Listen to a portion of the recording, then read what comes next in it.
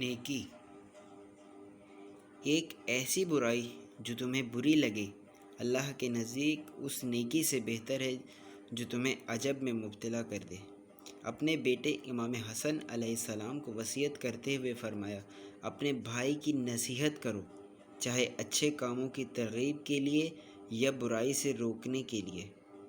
یہ دنیا جب کسی پر مہربان ہو جاتی ہے تو اس کو دوسروں کے محاسن بھی اڑا دیتی ہے، مگر جب یہی دنیا اس سے منہ موڑ لیتی ہے تو خود اس کے محاسن بھی اس سلب کر لیتی ہے۔ جو منحرف ہو جاتا ہے اس کے نزدیک برائی نیکی اور نیکی برائی میں تبدیل ہو جاتی ہے اور وہ گمراہی کی مستی میں ڈوب جاتا ہے۔